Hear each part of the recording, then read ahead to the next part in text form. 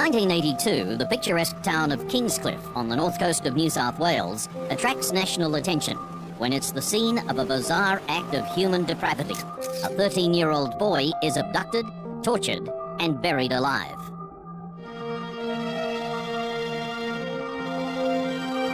He's stabbed a total of 30 times, and every part of his body is defiled by his captors.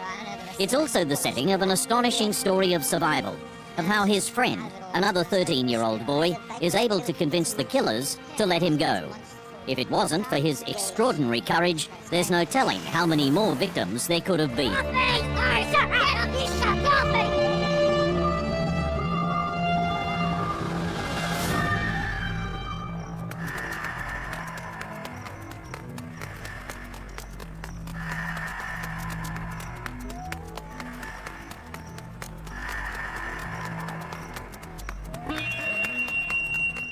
I remember waking up and my brother bashing on the door going, he's getting off tote, something happened, and my mum and dad come out and they're going, what's wrong, and oh, my mate's been murdered, or something's happened, and I was like half asleep, you know.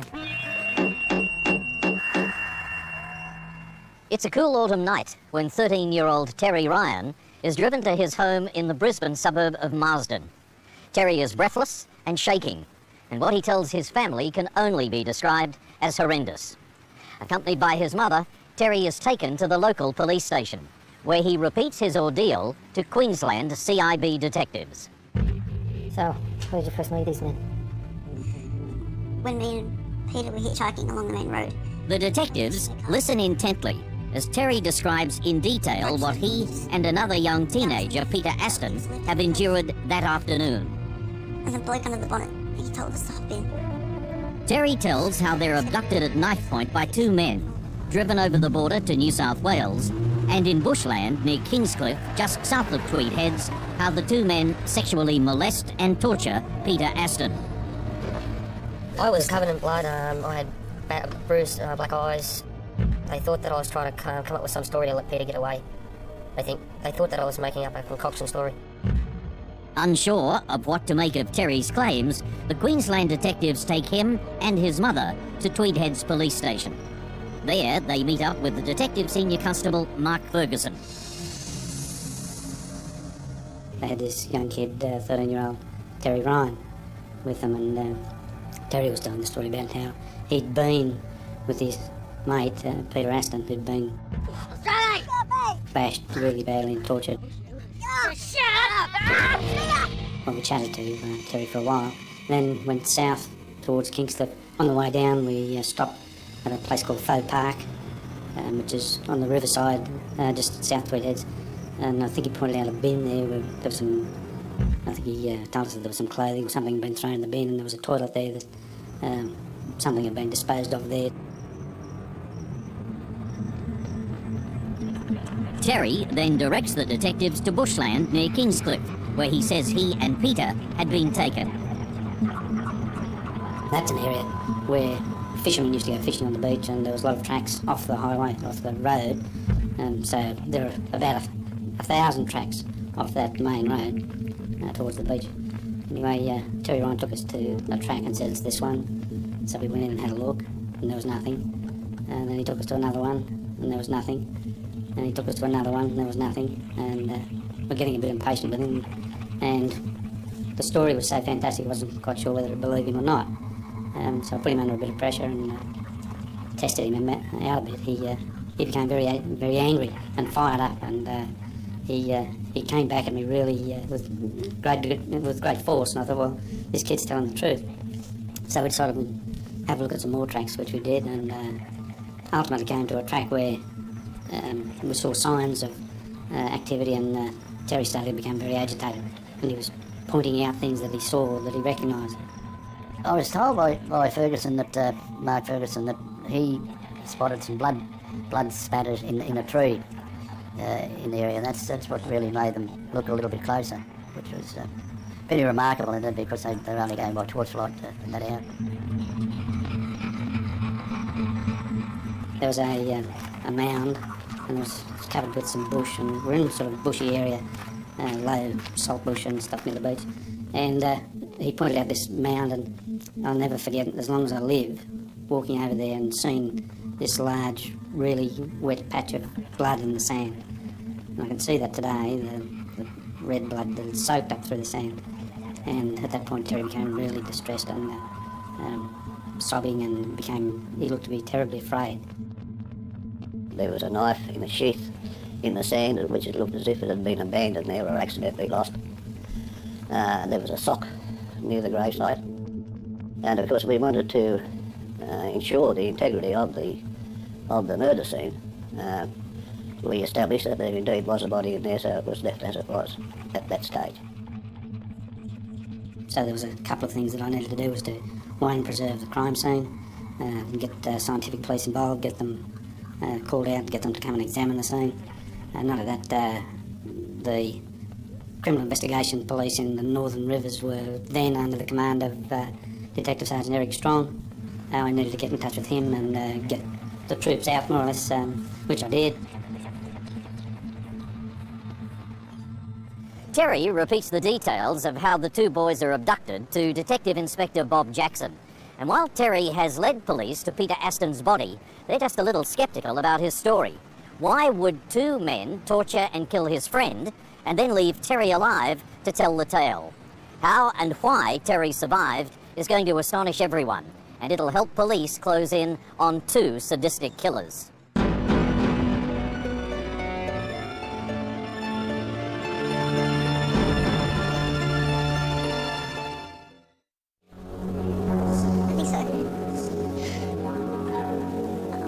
In the early hours of May 5th, 1982, 13-year-old Terry Ryan leads New South Wales and Queensland detectives to a shallow grave in bushland at Kingscliff, just south of Tweed Heads. Lying in the grave is the body of another 13-year-old, and police now need to know what involvement, if any, Terry had with Peter Aston's murder. Yeah, you didn't know she was going to come to me, but Just say you don't know anything. Yeah, she wouldn't realise anyway. She probably won't realise I'm gone. She's out of it most of the time. you should lie. The day before, Terry and Peter meet at 8:30 in the morning and decide to skip school. So, does your mum know? No, I'd love to keep it that way. She's been pissing me off something awful.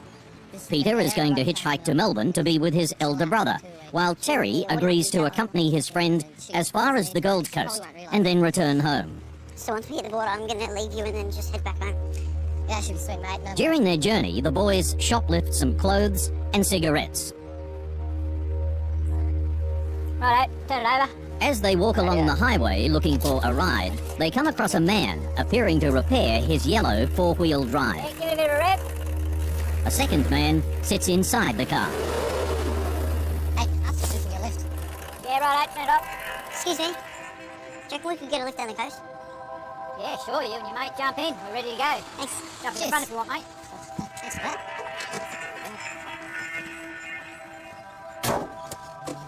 I thought there was something a bit strange when Robin Reid said one of you hop in the front, the other one hop in the back. And I did think that was a bit suspicious at the time, but I was too young to sort of like click on it. So where are you going to sit? Oh, we're just going up the highway a little way. We should be able to get some of the way. Yeah. Oh, thanks. So who's down in Melbourne? My brother. And as soon as I got in the back and we drove off, I had a double barrel shotgun pointed at my head, and Peter was told if he moved that I would get shot. And then they pulled over and handcuffed him to the behind the seat. The two men tell the boys that they're police before driving off again. During the drive, both men lash out at the boys. I got a few hits in the head with the gun for asking questions. I was told to mind my own business. I shouldn't be speaking. They drove to a narrow strip of road at Kingscliff and drove down a track. They knew where it was, so they told us that they'd been there before and committed similar offences before, but let other people go as well. Well, as soon as we pulled up at Kingscliff at the beach, the first thing they did was Reid got out of the car. As Paul got out, I was still in the car, and they pulled Peter out and put thumb cuffs on his toes. And after they did that, they were having gags, jokes, telling him that he couldn't get away. Then they got me out of the car, and I got a swift kick in the groin with steel cap boots on, and I was down on the ground for quite some time. I couldn't talk. Very, very, very sore. Get off me!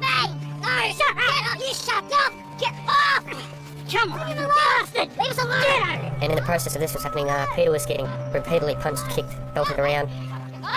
And it was like it was a game. They were actually laughing, commenting on it, having little chats to themselves. Peter was screaming. They didn't like, they couldn't shut him up. No one could, there was no houses or nothing around anywhere, so he could scream like no one could hear. So they stripped his clothes off, like virtually just stripped his clothes off his back. And at least over half the clothing was shoved down his throat. And they used his shirt to tie the gag. While they were doing this, they then took it in turns of stabbing him. Peter was in the middle, and there was Robin at the front, Paul was at the back. And they just took it in turns, stabbing him. Vulnerable, the men begin to torture Peter. They also know what they're doing, inflicting severe pain, but not enough to kill their prey. Terry can do little but watch his friend be beaten, abused, and burnt with cigarettes. They bashed him with a shovel, they bashed him with a rifle to the extent that they broke the rifle butt over his head. They put handcuffs on him. They put toe cuffs on each of his big toes to hold his toes together as a form of incredible pain and torture, in my view, at that time.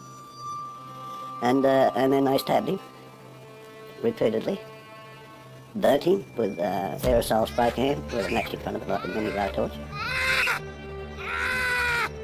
And then the question was, how we got this young man? Why isn't he there in the grave next to him? See how he likes this? So I had to try and think very smart and very quickly as fast as I possibly could. And if I couldn't save us both, at least get one of us saved so we could come out and get these guys caught for what they had done. So I ended up using a bit of street talk and said, look, Can I join you? Yeah, sure. Pick up that shovel. in doing some acts that I didn't really want to commit. Nah, not like that, mate. Hold it like this. Hit him. I had to bury my friend alive, put him all the sand, dig the hole, put him in it, and cover him up. Go on, hit him again. Hit him.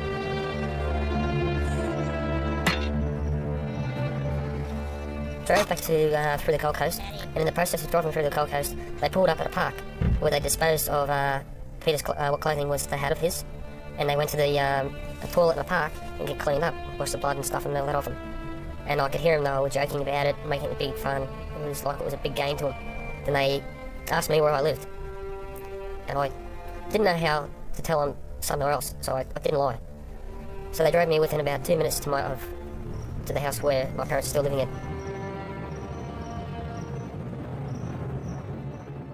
The experience was obviously horrendous for him, and you could feel that he had an element of guilt because at one stage he hit Peter Aston with a shovel, but with no intent to hurt him a great deal. But I think it was an act of survival because he thought that if he did something like that, that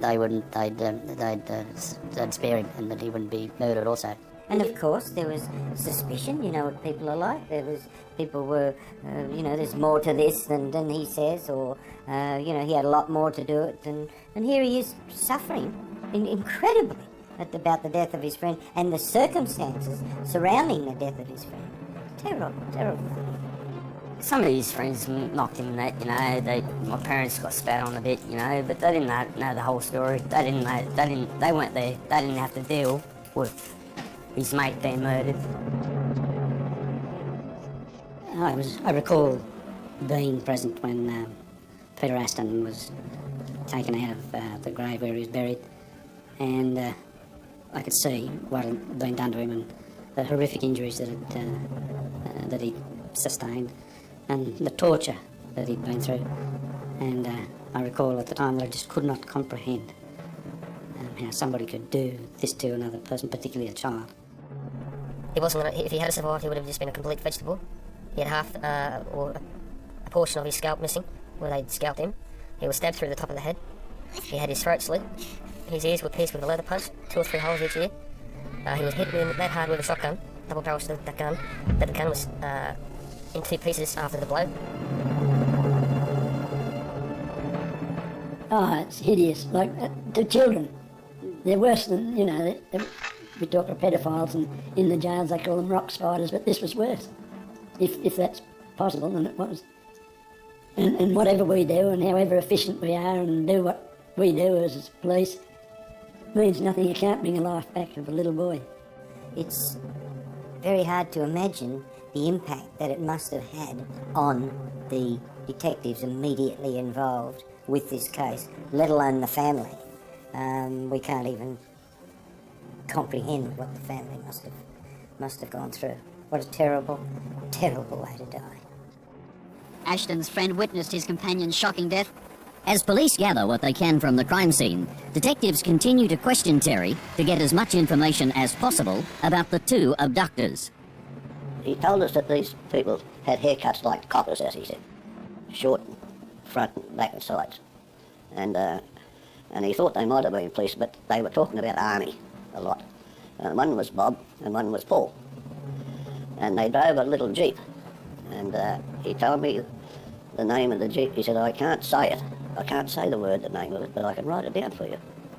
So he wrote down Daihatsu, but he just couldn't get his tongue around that.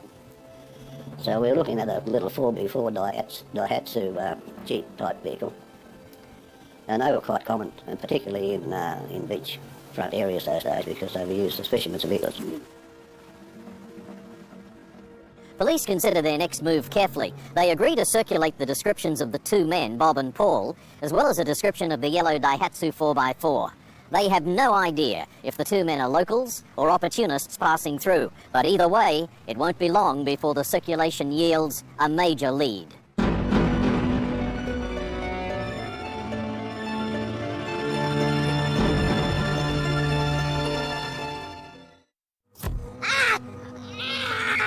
In May of 1982, Queensland and New South Wales police worked together, hunting for two sadistic killers who abducted, molested and tortured 13-year-old Peter Aston. Peter's shallow grave was uncovered in bushland near the beach at Kingscliff in northern New South Wales. Police were alerted to the murder by another teenager, Terry Ryan, who was also abducted, but using his street smarts, managed to con his captors and escape with his life. Well, young Ryan showed us where they stopped on the way, disposed of certain garments like the kids' clothing. It was thrown in a dumpster bin at South Street Heads. They went to a toilet block and washed up the blood off them there, which we later found to be in the S-bend of the toilet block. They went into Coolangatta and bought themselves something to eat because they were hungry. And they found Ashton's glasses in the car, so they threw them in a garbage bin in Griffith Street, Coolangatta. They threw his hat off a bridge on the Gold Coast Highway. They went up the Mount Cootha area and they threw away the shovel and they pulled the rifle to pieces and threw it out of the car into the scrub off them. As police wait to see what information comes in from the public, they continue studying the crime scene and searching for evidence. First of all, we were asked to retrieve one sock and one T-shirt from a garbage bin in a park at Tweed Heads. We got to the particular garbage bin that we were going to allegedly find these items, and it had been cleaned out by the council truck only a couple of hours before. We then went to the Stotts Island council tip, and we spent something like 6 or 7 hours going through 25,000 tonnes of rubbish. Unfortunately, it got worse because it had actually been dozed into the tip. And of course, the good news was, as I say, it could have been crucial evidence. We recovered the one sock and the one T-shirt, and we went back to the police station with the items. No one would come anywhere near us for about 3 days. The Queensland Police, they emptied their academy out the next day and took all the recruits out, and they did a drive right through that forest, and they found a shovel. They found the broken shovel handle. They found all the bits and pieces of the gun. So we gathered an enormous amount of evidence. The autopsy report is quickly given to the investigating detectives, revealing the true horror that Peter Aston suffered at the hands of his killers. See how he likes this? So they tortured him and belted him more and kicked him. And just to make sure, they poured sand down into his mouth. Dr. Follett, the GMO, was of the view, and a very, very experienced pathologist, was of the view that that's probably what killed the young man. He was buried alive. Since that time we've seen things just as bad, but it's still unimaginable. It's just difficult. Well, you can't comprehend how somebody, a sane person, could do those sorts of things to another person, particularly kids.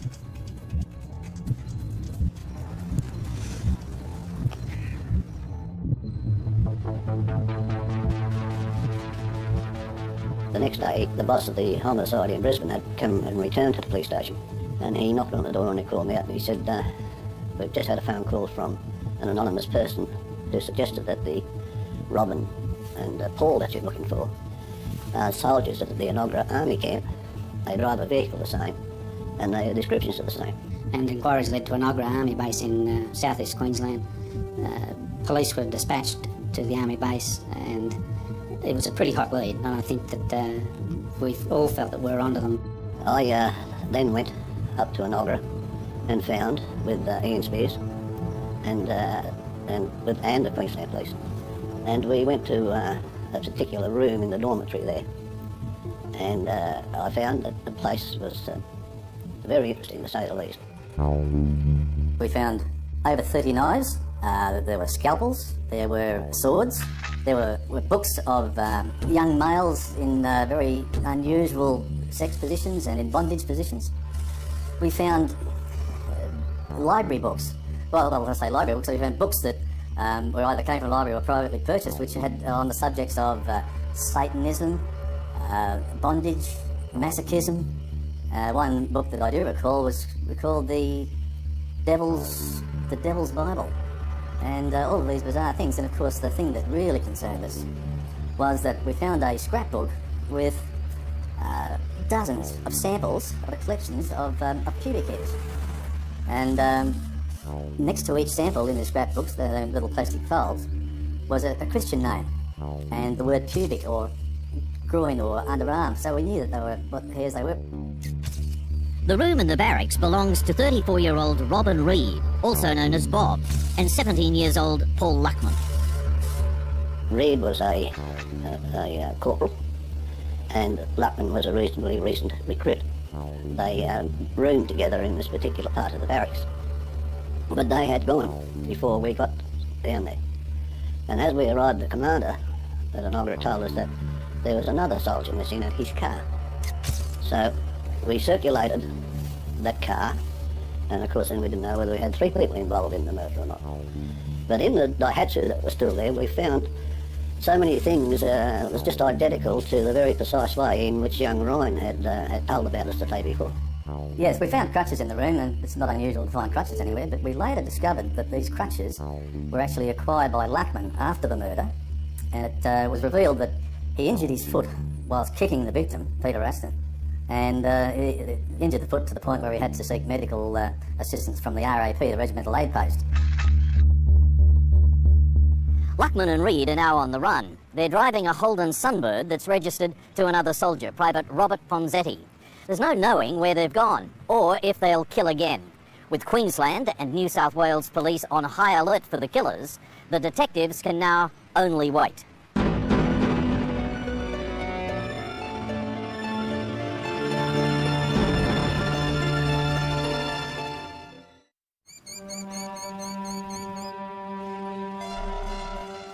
Just one day after finding the shallow grave of 13-year-old Peter Aston, police are on the hunt for his killers, 17-year-old Paul Luckman and 34-year-old Robin Reid. Luckman and Reid are soldiers billeted at the Enoggera Army camp on the outskirts of Brisbane. When police arrive, they find that their 2 suspects are gone, along with another soldier, Private Robert Ponzetti, whose Holden Sunbird they're now travelling in. Their barracks are searched and investigators find knives and gay pornographic material, along with a collection of pubic hairs belonging to a variety of men. And the news from there was that they'd discovered the rooms where these people had been living, and there was signs of witchcraft and things like that, so we knew that we were there. So we gathered up all this evidence. We had the Queensland scientific people there with us to photograph it as we took it in situ. So we took possession of that, and while I was doing this, I received a phone call to go to the commander's office, and I'd been told that as a result of us circulating the car of the other young soldier that had disappeared, that there was a young man, a soldier, had presented himself to the Canterfield police station and told the police there that he'd been abducted by two soldiers named Rob and Bob, who had told him that they'd killed the boy at Kingscliff a couple of days ago.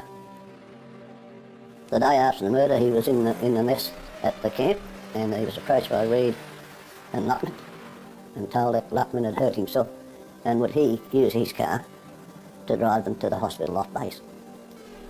And he agreed to, and they got into this young man's car, leaving the Daihatsu back at the camp at the base.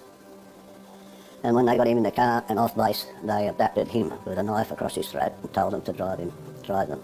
And they directed him to go down the New England highway. Where a description of them was circulated and their motor vehicle. And the next news we got was that they'd been stopped and captured on the New England highway and taken to Glen Innes police station. So when we learned of their arrest at Glen Innes, then it was my function to inform headquarters, and I drove up to Glen Innes, where we saw the two suspects as they were at that stage. When the boys got into the car, what was said? The boys told us that they'd stolen some cigarettes, I think 20 packets, and that the clothes that they were wearing were stolen. Robin Reid was, if I recall, in his early 30s, probably about 6'1", 6'2". I remember that I hit him. I don't remember how many times or how severe, but I only used my hand. I'm not normally a violent person. Nothing was said about the little one, but I think I hit him once. Weight about 90 to 100 kilos, very fit, solid, big man. Comparing him to the size of Peter Aston, Aston wouldn't have had a chance of handling a man of his size and fitness. He was very cocky. He treated me with respect. He related to me as sir all the time during the interview. Obviously coming from his military background, that he had to respect people of the higher rank, an officer material or whatever. And we said yes, he helped us.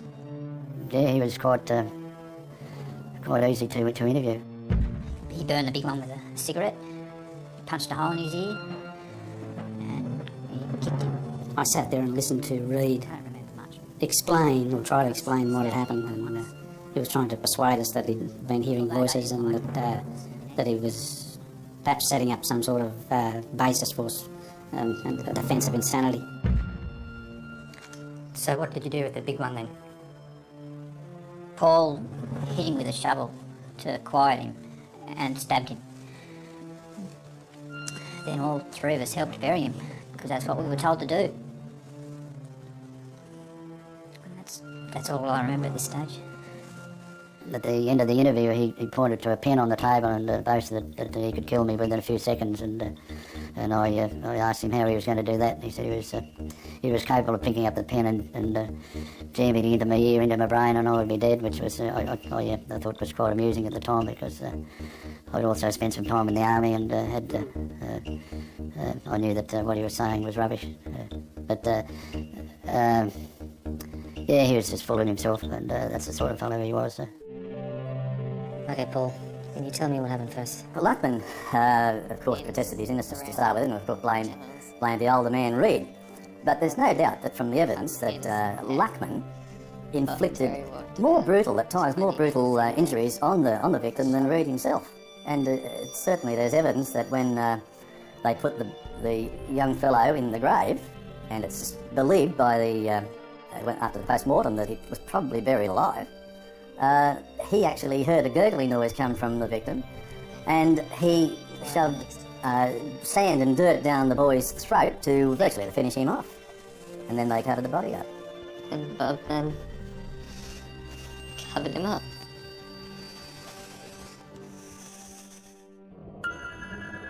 Well, Reid was born in the UK to good, solid working family stock. They lived in Brisbane. I didn't meet his parents and his brother, and he went off and joined the army, and there was, not to my knowledge, nothing to ever bring him to the attention of any law enforcement agencies. He had a number of jobs, panel beating and things like that, before he joined the army, and to all intents and purposes just an ordinary guy. But the thing I can tell you about Reid is that the army considered that he had a very, very high IQ. and exceptionally high IQ actually. So he was in many ways wasted in terms of what he could have achieved in his life, I think. Luckman came from a broken home in Victoria. His mother was an alcoholic, and we also established, and this was from his own mouth, he was a cross-dresser. He, at one point in time, he lived off the proceeds of prostitution, male prostitution, and of course then he later joined the army. When he was sent to Nogra Army Barracks, Reid was actually in charge of allocating the accommodation, and which was normal practice for Reid. When new soldiers came, because he was a corporal, when new soldiers came to the barracks, he would have them move in with him initially, because he wanted to assess whether or not they would be suitable for perhaps introducing or taking part in his occult, Satanism, witchcraft, bonding type activities. And of course that's exactly what happened with Luckman. The two soldiers were under heavy police guard this morning when they were marched from the Glen Innes police station about 70 metres to the town's century-old stone courthouse. So they were subsequently charged with the murder of Peter Ashton and the abduction of the other soldiers. And they were locked up in the lock-up at Glen Innes for the night. The next morning, I applied for them to be released into our custody. Reid was to return with me and Spears to Tweedheads and to the murder scene. Police transport Luckman and Reid back to the crime scene at Kingscliff, where both men show police what happened the day of the killing. Reid was quite chatty, and it didn't take long to assess that he was enjoying these 15 minutes of fame. Well, we spent something like altogether 3 to 5 days doing a runaround, which is these two offenders were cooperating with us because it suited their needs to cooperate with us. I looked after Reid with Bob Jackson, and we did the runaround. They took us and we retraced every step before, during and after the murder. And we recovered the rifle that had been dumped, we recovered the shovel, knives, and a whole variety of things, and they were exactly where Reid had said they were. We had a forensic scientific man with us who photographed just about everything that we did, including a photograph of Reid sitting on a pile of sand that was used to extricate the young man's body from the grave, with his feet in the grave, with his handcuffs in front of him, and he was smiling. And that was as a result of just his demeanour. He didn't show any remorse. He did say to me, I'm a bit frightened that that photograph that man just took will show me to be a callous person, and I don't feel any remorse about this. And I said, which photograph are you talking about? He said, the one with me smiling, sitting at the grave.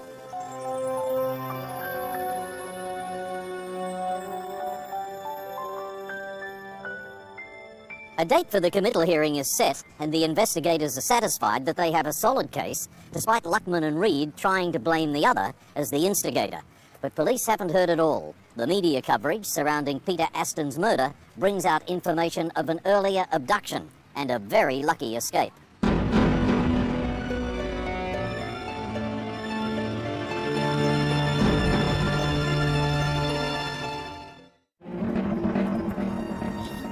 The court was told that both men had been apprehended at a roadblock near Glen Innes yesterday afternoon. Police said they had established the roadblock after another soldier from the Enoggera Army camp in Brisbane had told police he had been abducted by two men who had released him near Tenterfield, nearly 100 kilometres north of Glen Innes. In 1982, two soldiers, Paul Luckman and Robin Reid, are arrested and charged with the abduction, torture and murder of 13-year-old Peter Aston. They're also charged with the abduction of fellow soldier, Private Robert Ponzetti. Luckman and Reid have yet to appear at the committal hearing, when police receive information of an attempted abduction just days before Aston's murder. We received a phone call, one of our crew did, from a young man named Bruce, who was subsequently interviewed. And he told the story that he was at a nightclub on the Gold Coast a couple of nights beforehand. And he met these two guys that fitted the description of Reid and Luckman. And they took him to an area that he couldn't identify, but it was similar, somewhere down near the Coolangatta airport. they let him go and they told him that if he could get away, he'd live. And Reid stalked him through the scrub with a bow and arrow. This young man, obviously, through fear, had induced an asthma attack. When I later spoke to Reid about it, he said he has been an asthmatic. And he felt sorry for the kid and took him home. And the young fellow was smart enough to screw an arrowhead off of an arrow shaft and keep it. So they dropped him off and he went back to his flat where he was staying with a couple of his mates where they lived. And he told them, and they told him not to bother going to the police because it's such a preposterous story that the police probably wouldn't even listen to it. Of course, they were satisfied that he couldn't identify them. So that was another reason they let him go. Very lucky boy. He was only a teenager as well. The police case is overwhelming, and Luckman and Reid are committed to stand trial by the local magistrate. Because of the gravity of the charges against the pair, the matter's to be heard before Justice Roden in the Supreme Court in Sydney. On the 8th of November 1982, Luckman and Reid face a packed courtroom and a jury of 3 women and 9 men. Part of the prosecution evidence involves the crime scene photographs, particularly those that show the appalling injuries to Peter Aston's body. The photographs, which were numerous, were horrific, and they showed in detail what had happened to him. And I recall having a debate with the Crown prosecutor, David Shillington.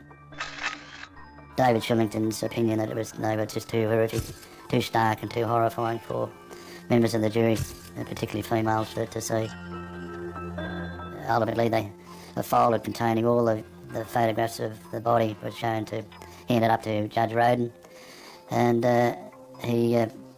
his body reaction showed that he was horrified also by sitting back on the bench.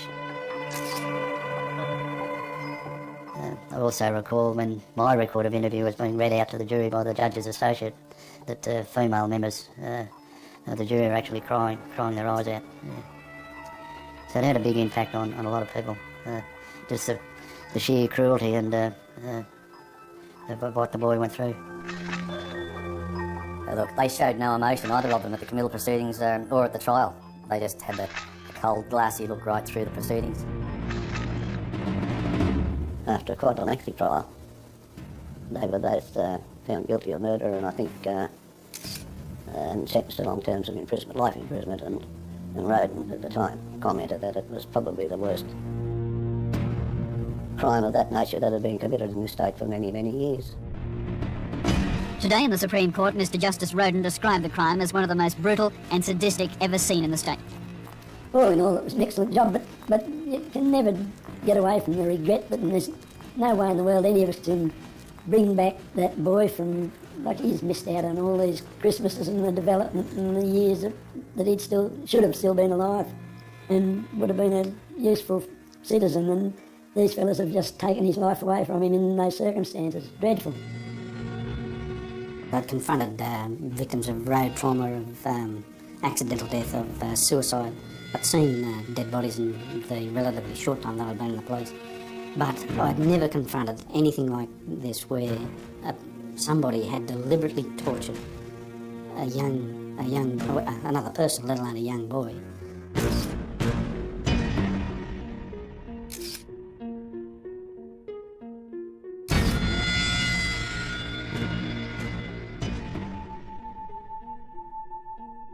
Paul Luckman, he underwent a sex change operation, a full sex change operation in 1990, and he effectively assumed the identity of a woman from that time.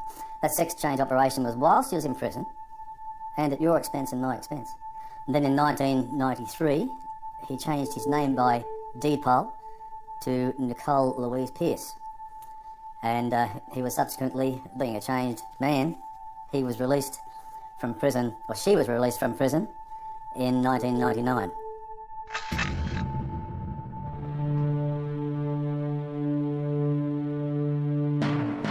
It is murder, isn't it? I understand that Reid's still in jail and that's where he should stay, but that's up to the authorities to decide when he's going to be released. But I would imagine Reid would be close to 60. I wouldn't be surprised if Reid was ever released that he would probably reoffend. Yeah, he's the worst one, Reid. Well, they shouldn't let him out. He's a psychopath killer. He's killed a kid. They let him out. What, he's not going to kill another kid? He's not going to kill one of my kids, or one of your kids, or any kids, you know? He's a psycho. He's ruined my brother's head for life. What he said, had to do, he's ruined his life. And my parents' life. If the parole board actually understood how vicious and how bald these guys were, if they had, it wasn't a video. It was real life. It was actually happening. And what these guys did. See how he likes this? They don't have the right to be alive. The death penalty should be in Australia for these sorts of vicious crimes. Please don't, please. Sorry, help! Sorry, help! If they're in America, they'd have been dead now. I believe that this crime, and I believe that Robin Reid was the main instigator of this crime, is so bad that the fact that he was sentenced to 24 years in jail is not enough. He's been there for his 24 years. He's been there another 3 years. Every year he comes up for parole review, and it's been rejected every time. Having written about every case of never to be released in Australia, I believe that this case is as bad as any of them, and I believe that Robin Reid should be kept in jail for the rest of his life and should never be released. I told you to shut up!